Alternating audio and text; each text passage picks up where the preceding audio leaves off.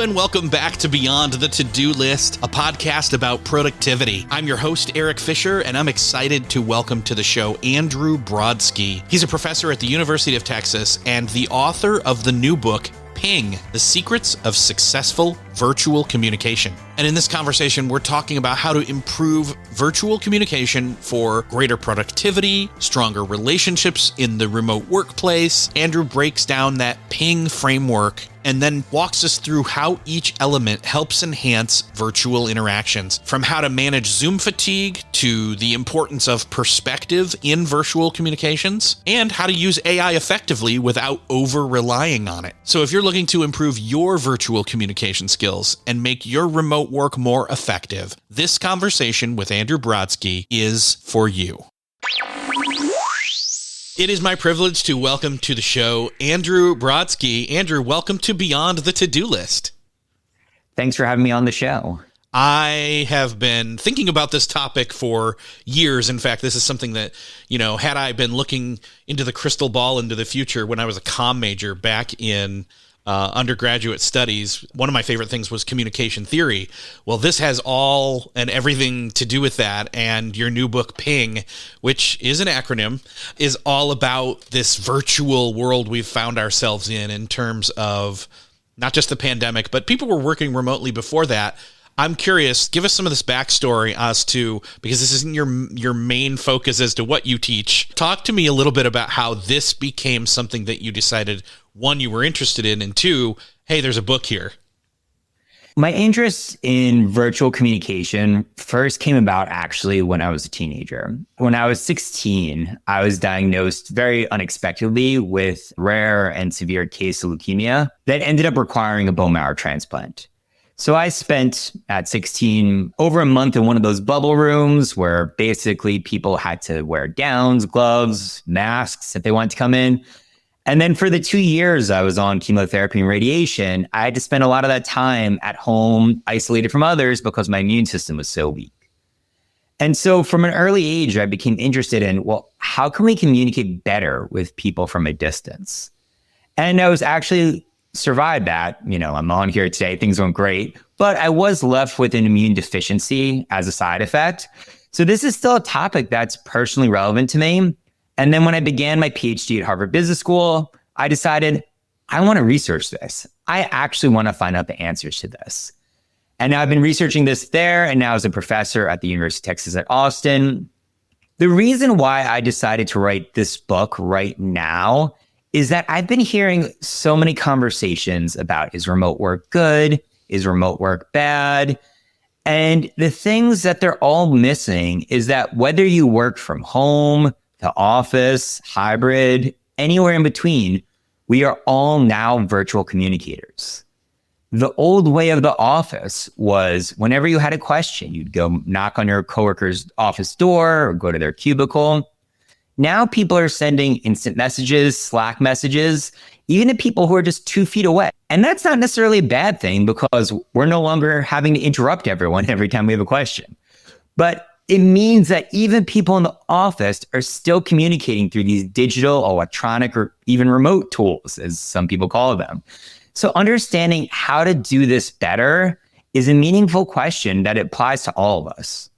Yeah, that's true. A lot of people don't think of that word remote to apply to the communication we're having every day asynchronously, which we should clarify what that means, synchronous versus asynchronous for sure. Some people, they don't understand that either, but that they don't realize that like us texting with our friends or our family members is, air quotes, remote communication because we're not in the same place and we're not necessarily sending or receiving at the same time, which is what asynchronous is. So it's a great point. And there are a variety of different ways that different communication technologies and modes are categorized. I highlight two of the most commonly discussed ones and two of the ones that are shown generally to be the most meaningful. So the first is, as you noted, synchronicity. How real time is the communication? And the other is related to cue variety. So basically, how many different nonverbal cues are there? How similar are they to face-to-face interactions? And these two things together equal how rich a mode of communication is.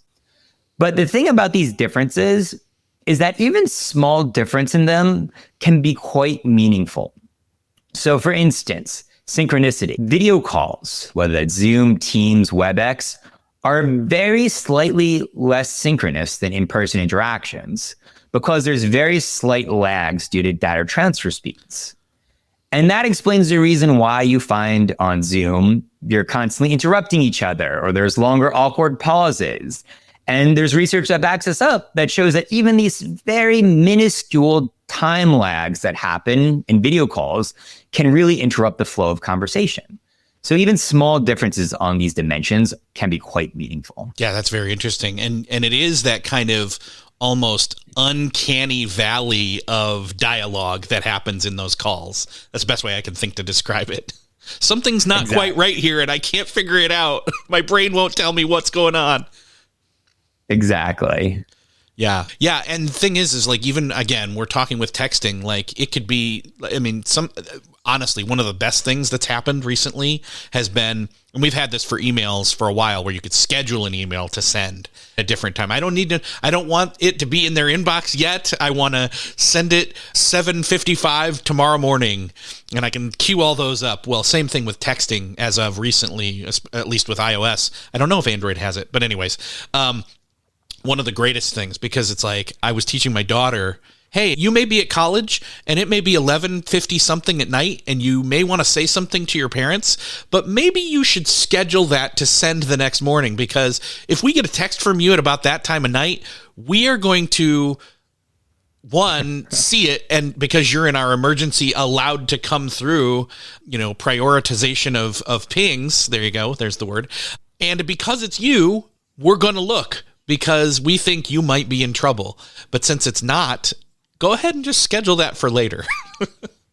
and that's an excellent point. And for instance, when I'm emailing my doctoral students who work with me, I might have an idea at like 8 p.m. on a Saturday that I want to get out so I don't forget it by Monday. But I might lag my email to Monday so they don't feel like they have to ruin their weekend to respond to my message because I'm higher power than they are. So these things can be really useful for not creating as much pressure on other people, or in some cases, making yourself look a little more present. You could have 20 emails to your boss, but instead of having them get 20 emails all at once or a 20 paragraph long email that they won't read, you can have some of the stuff get a little bit lagged there as well.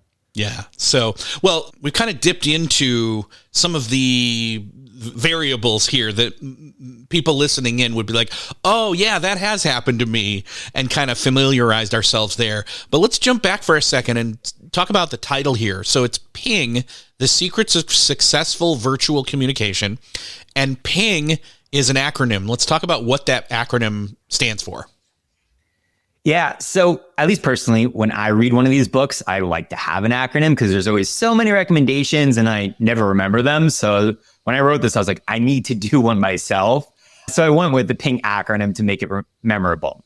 So P is for perspective taking, I for initiative, N for nonverbal, G for goals.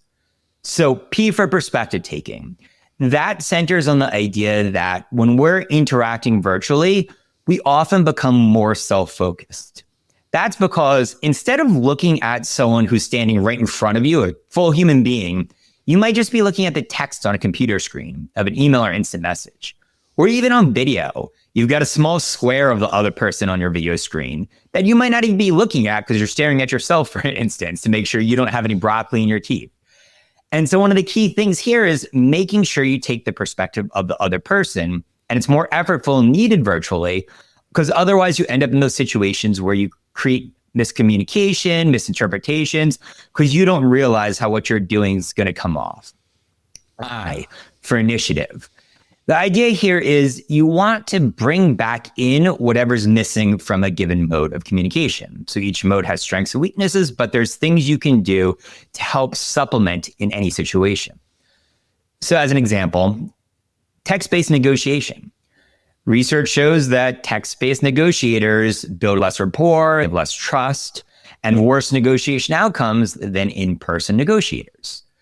But what one set of professors found is that when they have participants right before the text-based negotiation, do a quick 5-minute phone call to what they said was schmoozing. So basically just socializing for 5 minutes right before the text-based negotiation.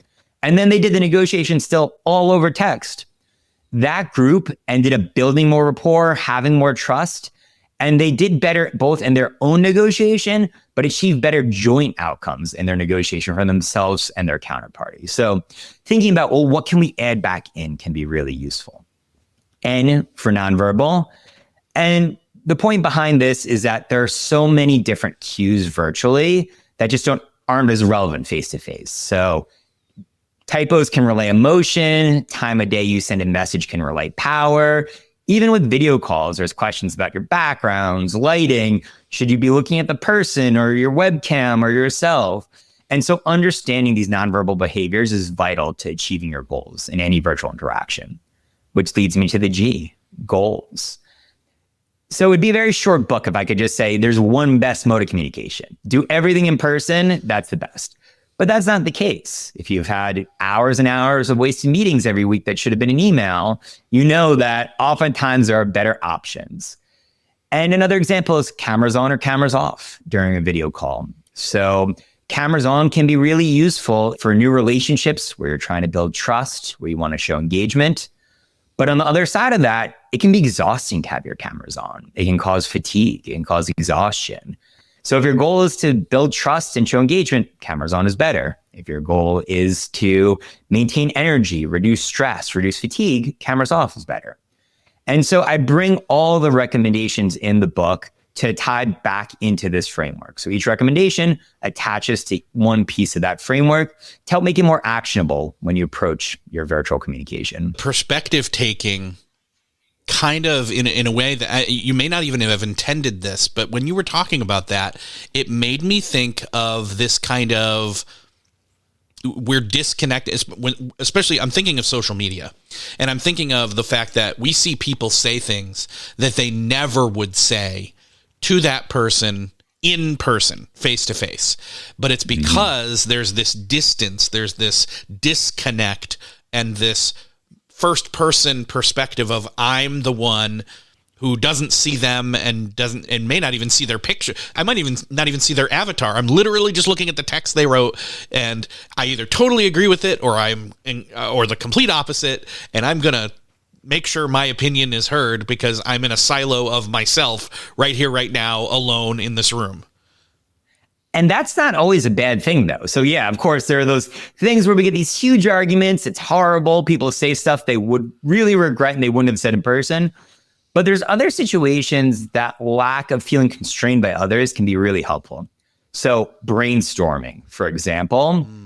Some people love being in the same room. They have their whiteboard, they're jotting down ideas. It feels energizing. But the science on this indicates that for early stage brainstorming, it's better done virtually via text-based interactions for a few reasons. So the first one's what you just hit on. We feel less constrained by others.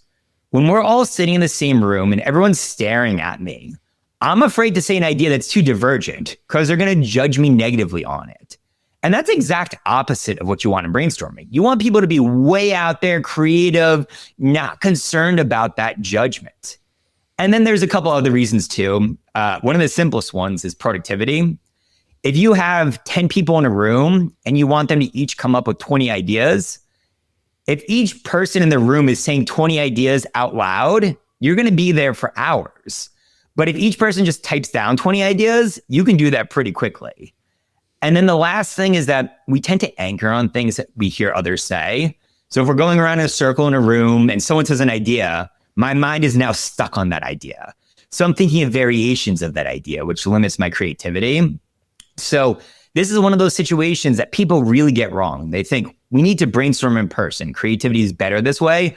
But in reality, for those early stages, separating yourselves so that people feel freer can be really useful. But when you do want to get to that stage where we need to agree as a group, we need to go back and forth to figure out, okay, which idea are we going to use and how can we improve that? That's when you want to be in that richer mode of interaction, whether that's video or in person.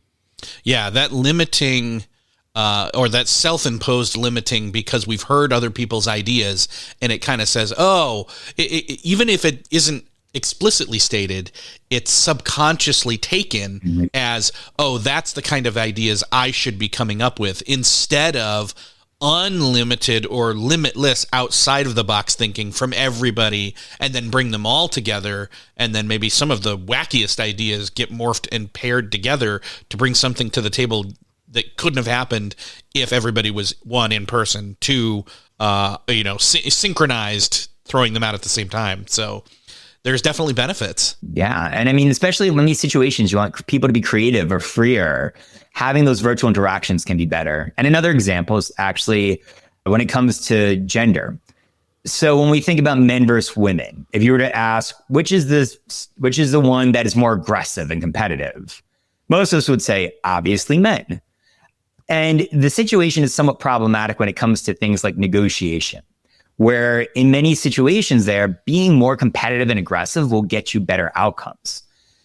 And so research actually shows that women tend to do better in negotiations when they are done via text or virtually, because they feel more free to do what they're supposed to in that situation and less concerned about being judged by others for doing something that violates their expectations, for instance. Okay, so then let's jump in real quick here. One of the things I think that a lot of people are thinking of is we've got all these different tools. We've kind of name-checked email and texting and Slack, and I think we can throw Microsoft Teams in there, and there's probably more that I'm not even thinking of, not to mention all the other social media apps and all the channels that are there too as well, in case those kind of are in the mix. But one of the things that happens here is we've got all these reasons to have different decision-making processes in place. Not that we're going to say that this is solely about meetings, because it's about all the communications, but whether we should meet or not has become an option now. In fact, I think you say meetings handled well reduce email, and email handled well reduces meetings, and I love that. This is the thing. You need to approach communication strategically. So many people we always have a meeting every week, so we're going to have our weekly meeting. Or we're going to meet for this because we always meet for that. Or we're already in an email conversation, so I'm not going to switch modes. Even though saying, hey, could we hop on a 5-minute phone call just to resolve this, might save 20 emails back and forth, people just don't do it because we default to whatever mode we've generally been using for it. So when you take a strategic approach to these kind of things and be a lot more thoughtful about it, you get rid of a whole lot of unnecessary meetings that could have been handled via email. And on the other side of that, and the part that people often forget, there's a lot of emails and instant messages that should be handled via meetings. So for instance, this conversation you and I are having, you're asking me a bunch of questions. I'm fairly talkative, so I have multi-paragraph answers. It's going to take us half an hour to have this conversation. If you had emailed me all these questions, and I was writing out 5-paragraph long answers, and I was editing them, proofing them, it would probably take me days to write this. And this is one of those examples that talking live is just so much better than you having emailed me these things for me to type up. Plus, then somebody on the other end of it, I would receive it, I would formulate the questions much more succinctly because it's not conversational like this is. Mm-hmm. You would then fret over, okay, I've got to make sure I fully answer this and it's got to be complete with no mistakes, no typos, no anything. Then when you're done with that, much longer than an hour, probably, you send it to me, and then on my side, I then have to go through it and sift through it, make sure, I've got some follow-up questions, and I shoot those back over. Whereas us just having this and then releasing this in a format where somebody can just play it while they're, I listen to a lot of podcasts while I'm driving. That also frees up time. This conversation definitely shouldn't have been an email. Yeah, it wouldn't have been nearly as fun, that's for sure. That too. So I think one of the things, though, is that when people are taking these things into account, especially companies, and they're wanting to reduce meetings because they've identified, okay, we're spending a lot of time in meetings. How do we reduce the time in meetings while increasing productivity? So there's a lot of things you can think about when it comes to meetings. The important factors that the main ones are, first, is there a lot of back and forth? There's going to be a lot of back and forth. That's something you're going to want live. The next question is it just relaying information? So if you're just relaying information, do an email. Does everyone need to be here is another question, because often people just get added to meetings. And then you think about, okay, how should we structure a meeting?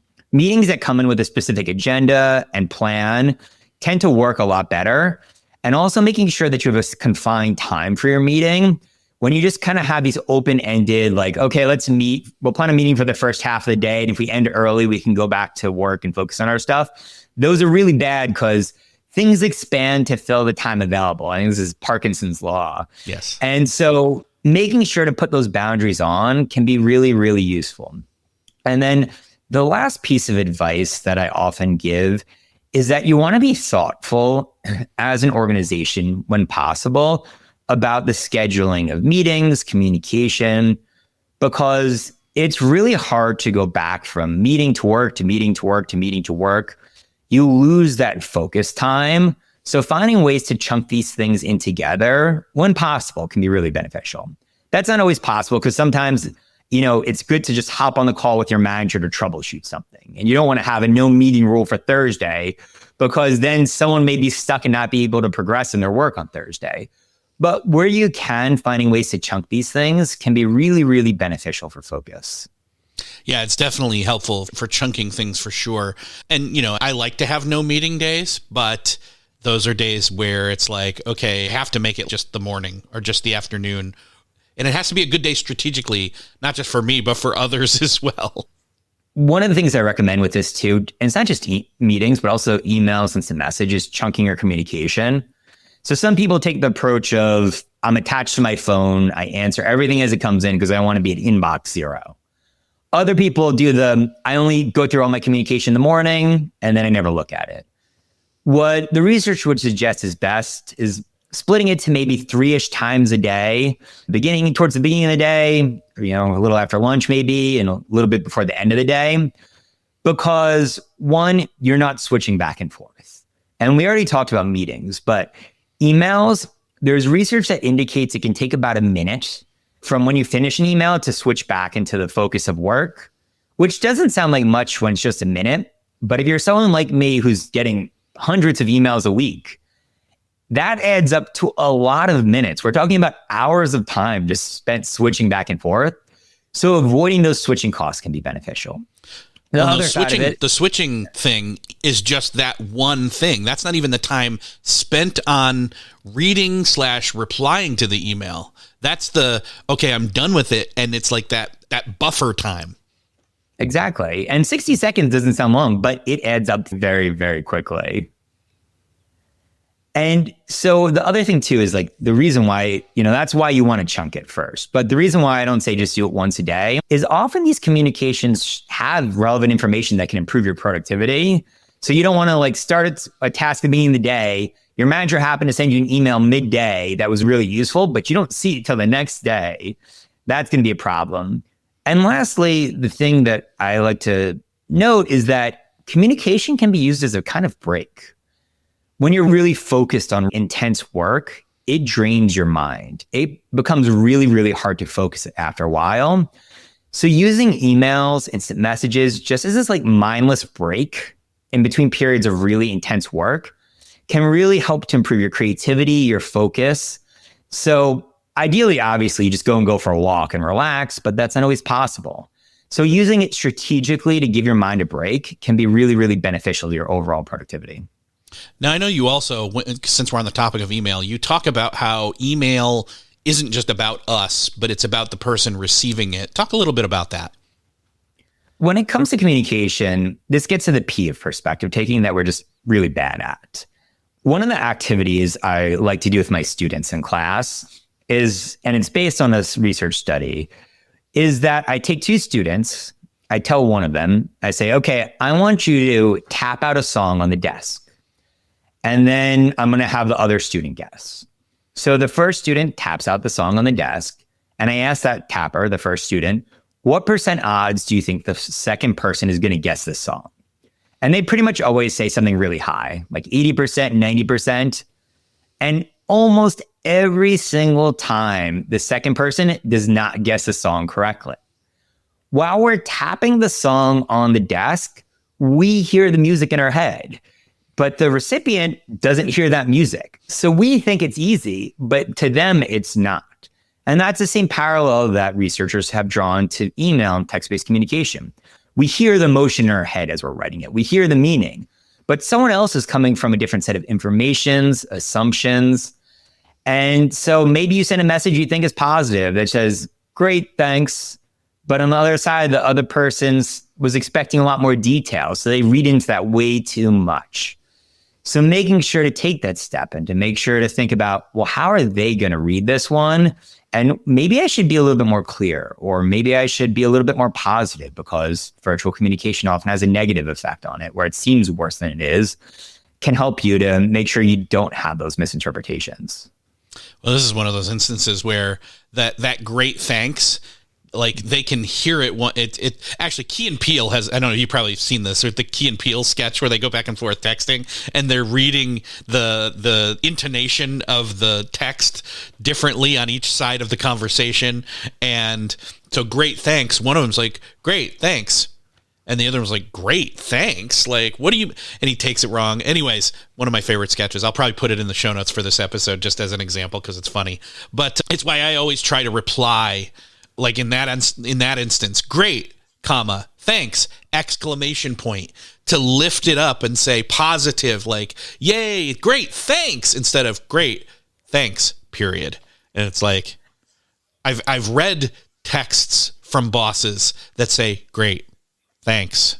And that's how I read them. And that's not maybe how they meant them, but that's definitely how they conveyed it with how the care they took into what they said. And it takes 2 extra seconds. I love that clip. I actually use it in my teaching. That's awesome. And like, I remember one point they're like, you ready to go? And like one of them was just asking the other one, you want to go hang out? And one of them thought the other one wanted to go fight. Like, you ready to go? Ready to go? Yeah. But I mean, the point about exclamation marks is a good one. I also get a similar question, like, should I use emojis? Should I not use emojis? Yeah. And my general advice on the emojis, the exclamation marks, all that other stuff is, on the whole, research is a bit mixed on it. So sometimes it makes you look warmer. Sometimes it makes you look less competent and can hurt you. So when it comes to those kind of things, my recommendation is to engage in something called language mimicry. And this basically involves where you see what the other person does and you copy that. So if they use emojis, use emojis. If they use exclamation marks, you do it too. If they use certain like business jargon, you do the same. The reason this works so well is we trust others who are like us. So if someone communicates like us, we feel like we understand them. And also, we all think we're great communicators. So if someone else communicates like us, we're like, oh, they're a good communicator too. So you kind of take your cues from the other person in these situations, and that tends to be most effective. But you don't want to go way overboard and copy everything they do, because then that backfires. Or it's this game of like Simon Says, like, you don't want to go too crazy about it. But that's usually the way that I recommend figuring out, okay, what's right in this situation? And it's just seeing what the other person does. Yeah. I'm curious. I want to talk a little bit about AI, but not just yet. So let's loop back around to that in a second. But I think AI could kind of say, it's sitting there as a third party and it's kind of studying and saying, okay, I see how they're doing it. And then you write your response and then it rewrites it to kind of mimic that other person's way of communicating.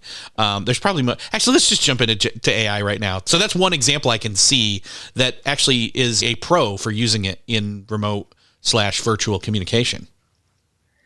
When it comes to AI, my general recommendation is to be very careful with it, because I see that there's always going to be a value to the human component of communication.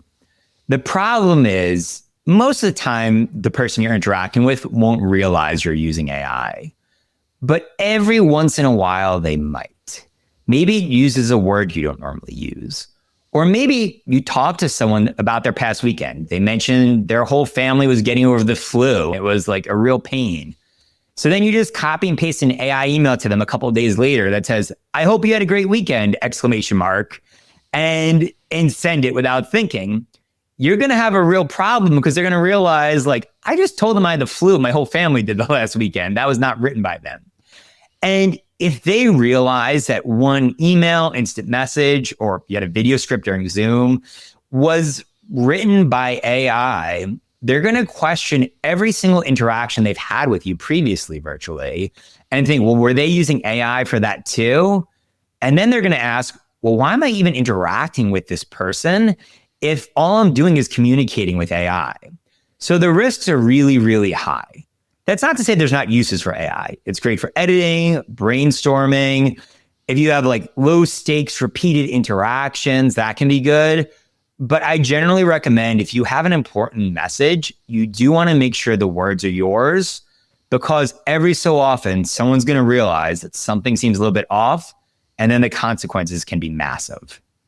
Yeah, my rule of thumb has kind of been to use it for some low-level automation, gathering, collating, drafting, but then it's still always, in other words, an intern that's learning, but then not the, they're not the PR person. They're the person that collects a bunch of stuff and hands it to the person who then does the real work with it. And then it's officially usable for public consumption. Yeah, and that makes a lot of sense when it comes to these kind of things as well. And the other thing, at least when we talk about the intern, the other thing I talk to students and executives about being wary of when it comes to AI is something called cognitive offloading. So the idea here is that we have technology do the work for us, which is great. Like I'll have the AI summarize the meeting notes for us, for instance. So I don't have to take notes. The problem with that is that memory that information is no longer in your head. It's no longer memory. So if you're in a 20-person meeting, you got your camera off and you're like, oh, I'll just have AI summarize it. Seems great. You can focus on other things. But then suddenly a coworker, a manager, or a client from the meeting is talking to you live and they ask you something about it. And you're like, I need to pull up my meeting summary here. It's not going to go over so well. And the research on this shows that when we cognitively offload, we remember less. We also don't learn from experiences because we don't have to internalize the information as much.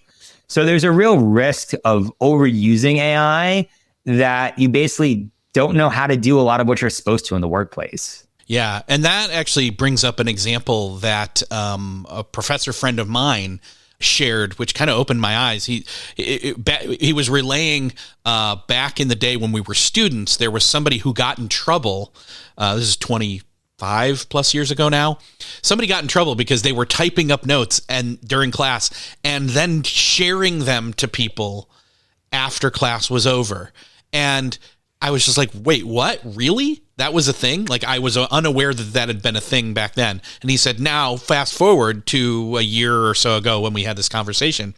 And he said, I have 4 students now who work as a team where one of them they're all in the same Google Doc. One of them is typing the generic notes. Another is coming behind and doing bullet lists from that. Another is adding in links and jumping off points from all of that. And I forget what the other person was doing. And they were all contributing, and because they had different roles, that was working that way. And one of the things, though, that my friend said was he doesn't have a problem with it because they're all still doing their own thing and they all have that final draft and they all go through it and they're all paying attention in a different way.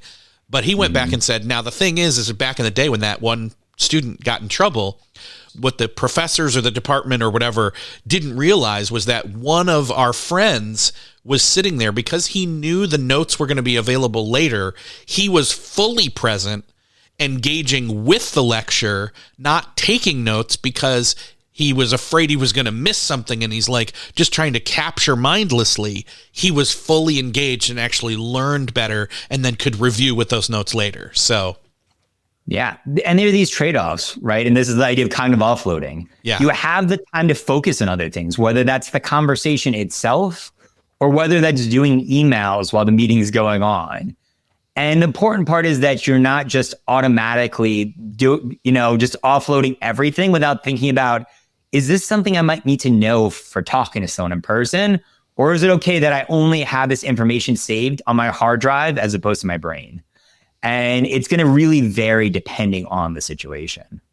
Well, let's jump back now to where I wanted to go originally before we jump to AI. And I'm actually glad we did that because having that context of AI with the, hey, I'm going to send my AI to that meeting and or have it there while my camera is off. Let's talk about being in a meeting and video conferencing, camera on, camera off, the different psychological differences between that and all the nonverbal and etiquette and Zoom fatigue and all that kind of good stuff?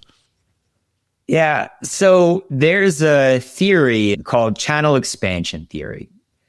And what this theory basically suggests, and the research matches, is that when you know someone really well, you know the topic you're talking about well, and you're used to technology, it doesn't matter so much what mode you use.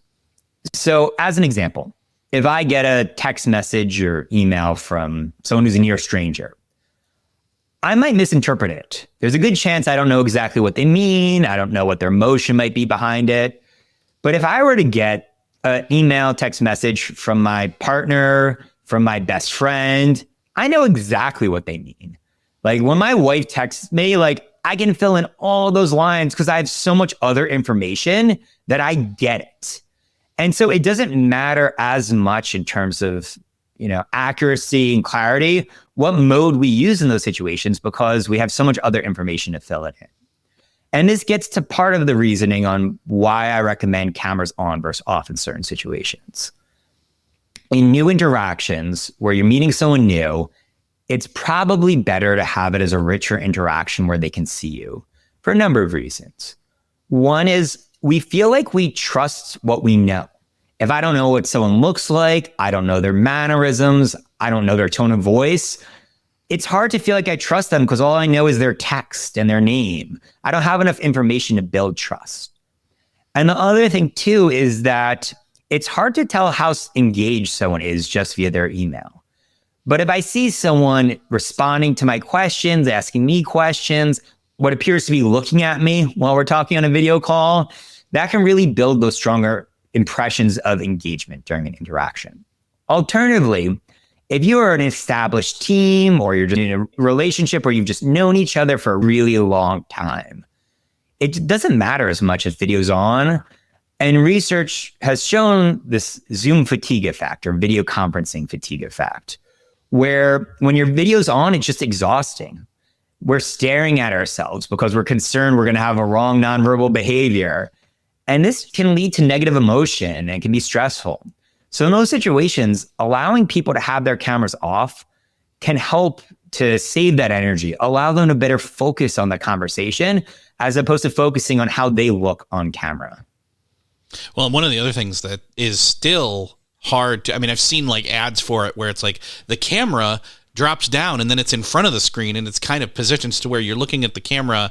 And so you're looking at like, cause we're doing this right now and I could look up at the camera, then I'm staring at a camera and then I can't look at like words on the screen and I can't look at your face to read cues. And it's like, there's still lots of work to be done in this area, technology wise. When we get to the point where cameras can be behind screens and we can kind of indicate where on the screen we're looking, that'll be great. But at the same time, like, ongoing eye contact for long periods of time is also kind of in that uncanny valley.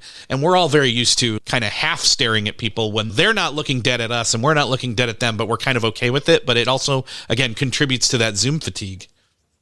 There's actually some intense teleprompter webcams now that actually have the camera behind a screen, although it doesn't move around like you're talking about yet. There's also these like AI tools that'll center your eye contact for you on certain platforms. That one can definitely be creepy, especially like you turn your head to the side, but your eyes are still facing face forward. That one can look real weird. But you're hitting an important point that's unfortunate. People judge your engagement, your competence based on your eye contact during video calls. There's been a number of studies in the job interviews context that show that job interviewers, the people doing the interviews, rate the people who are interviewing as better when they maintain better eye contact during video calls. That means looking at your webcam. There's lower tech ways to do this. So as you noted, there's like these hanging cameras you can stick on your computer. There's flexible webcam mounts, which is what I have, where I actually have one in the center of my screen. You can also just drag your video display closer to your webcam. Mm-hmm. So the way it's set up usually is the other person's on the left or the right, your webcam's above in the center. If you move it around a little bit, it looks like you're actually looking at your camera. It's unfortunate because you could actually be looking at the person and maintaining true eye contact, But to them, it looks like you're looking off to the side. And the problem is the other person, when you're looking off to the side, they don't know if you're reading a script. They don't know if you're checking your email, you're looking up a recipe for dinner that night, whatever. So at least it creates this illusion of engagement when it seems like you're maintaining eye contact, even though in reality, you may be looking at that recipe anyway. You may have that up on your screen near your webcam, but people make these judgments. So it is important to be cognizant of the fact of where you are looking during higher stakes video interactions. And ultimately, you're saying that we need to be thinking about, we need to go back to ping and the perspective taking as to, okay, the purpose of this call is, and it's with this person who I know because, or don't know because, and then you can kind of figure out what the expected level of camera on, where do I structure it, or camera off. Like if it's somebody that I know and it's like, oh, we don't need to have cameras on. We don't need to worry about that. In fact, we're going to screen share. So that's a completely, it'd be moot to have cameras on anyway, because we're just going to be following along. I'm going to show him this and he's going to show me that and we're going to record it or something. So. Yeah. And the problem is if I were to take notes right now, and everyone's listening, they're not seeing me on video, but if I were to take notes, like actually jotting down some notes, it looks like I'm looking down. And the perspective taking is realizing the other person on the other side doesn't know you're taking notes. They might think you're checking your cell phone. But whereas if you're in person, if they saw you taking notes, that's really respectful. Right. But on computer, on video, it looks like you're looking at your cell phone. So a quick way around this is just making the implicit more explicit, which is what I recommend in a whole variety of cases, but saying, hey, I'm looking down just because I'm actually jotting down notes here, as opposed to just leaving them to guess why you're not looking at the screen anymore. By removing that ambiguity, you can make yourself look a lot better. It's also something that you talk about a little bit elsewhere in the book when it comes to misinterpretations, when it comes to digital communication. And it even applies to, the text-based stuff we were talking about earlier, as well as the visuals we were just talking about, which is assuming good intent, but clarifying anyway. Mm-hmm. The big area where this also comes in is response speed expectations. Ooh, yes. There's an effect known as the email urgency bias, which especially after hours, when someone sends you an email, you think they want a response pretty quickly, but in reality, we tend to overestimate how quickly others want a response. And so like if you send me an email, I'm like, oh, this is an important podcast host, like I need to respond right away. Whereas on your end, you're like, I'm busy. I'm emailing tons of potential guests and all these things. Like, I don't care if he gets back to me for a week. But the problem is this disconnect creates a lot of stress for the recipient because they feel they need to be attached to their phone so they can respond quickly to interrupt whatever they're doing, whether it's dinner with their family or just watching a sports game or whatever else. So what they found was by including just a small line saying, it'd be great if you get back to me by X day or by X time, it removes that ambiguity and that stress. Now, when I'm consulting with teams and organizations, I suggest a higher level conversation of this even. So I might talk to them and say, okay, let's come up with an expectation of how quickly should people respond to emails? Maybe 24 hours. How quickly should we respond to instant messages? Let's say 2 hours, so you don't have to interrupt focus work, or if you're in a meeting, you don't have to do that. Let's talk about now, if there's an emergency where you really need a response, how should we communicate it? Maybe text message. And the benefit of this approach is there's a whole bunch of them. One of them is people don't feel they need to be attached to their phones all the time, checking their inboxes, because they know if something urgent comes in, they're going to hear that text chime. But otherwise, they don't need to be checking their email, their instant messages all the time. Instant messages they can check once every couple hours during the day and never at night. They will get that text if they need it. And on the other side, too, when you're the recipient in an organization like that, that's made these clear norms, you have an understanding that, okay, I sent the email. I know they'll respond within a day. You don't have to worry about being left on red, basically. This feeling like, why didn't they respond within an hour? Are they ignoring me? Like, do they not like me? Okay, they've got a day. And then after that time has passed, if they haven't responded, it's not awkward for you to follow up because those norms have already been set. It removes so much stress by removing that ambiguity around those kind of unclear expectations when it comes to virtual communication. Yeah, and see, this is kind of what I was alluding to a little bit when I said the thing about my daughter texting super late at night and then me checking my phone because it got through the barriers that were in place for that kind of time frame, and it being her and her not understanding, oh, if it's that late at night and I text them, they're going to think it's an emergency when in fact it was not. It could wait till the morning because it was just a, hey, here's a funny thing that happened, and completely different context. And even with your friends, just saying like, hey, like I respond to texts, like I always respond in this amount of time, can remove the, well, why didn't they get back to me in 10 minutes later? If you're really clear about your norms, like, hey, this is what I always do. So like, if for some reason I don't get back to you about this, definitely like ping me again. Can stop that feeling of like people questioning, does this person like me? Do they care about what they just said? Are they mad? By knowing that these are the norms we abide by in this relationship or this team, really can help improve those relationships. And what we're really kind of talking about here is the G of ping when it comes to goals. Is there anything else that we missed when it comes to goals for ping? I mean, there's a whole lot of other goals that I talk about in the situation. So there's a lot of situations where, for instance, small talk. People hate it, decreases productivity. We've talked about it a little bit, some of the benefits, but there's trade-offs in these kind of things. So the reason virtual interactions are often more effective or more productive. There's less small talk. We get right to the point, but it builds less trust. So oftentimes there's these trade-offs we have to make. We might want to put our video on, even though it's more stressful, because it'll help build the relationship. We might want to engage in more of the schmoozing because it'll help build trust, but it'll decrease productivity. So it's important to think about in a given situation, what's important here? Is it the productivity or is it about the relationship? Is it about the impression I make on the other person, or is it about me feeling less stressed and less fatigued afterwards? And this can be really useful too for improving burnout. So often people get into this focus of, I need to do what's best for the other person. I need to do what's best for the organization, without ever considering one of their core goals is making sure that they themselves don't burn out, don't have communication overload. And the problem that happens on the back end is that when you do burn out, you end up undermining everything you sought to achieve by all that work you put in earlier.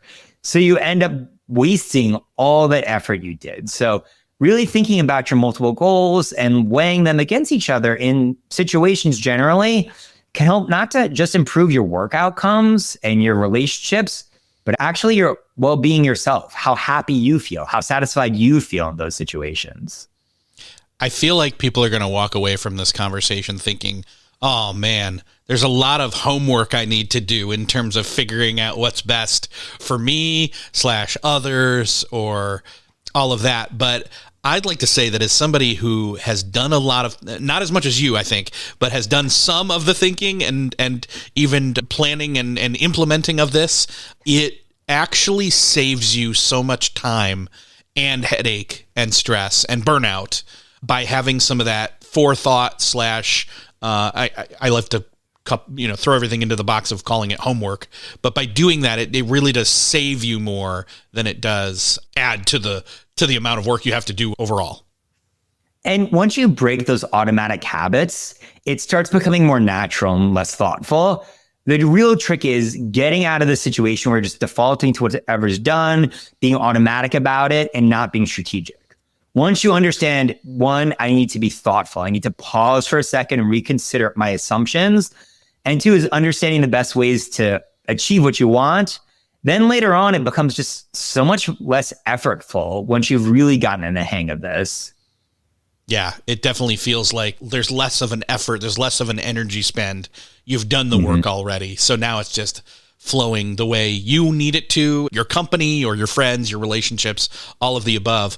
I would love to point people to where they can find out more about the book and all the things else that you've got going on in case they're interested in digging deeper. I think this book could do a lot of businesses and individuals a lot of good. Yeah. So for my book, Ping, the Secrets of Successful Virtual Communication, it's available wherever books are sold. If you're interested in my consulting, that's pinggroup.org. I also have some free resources on that website related to the book.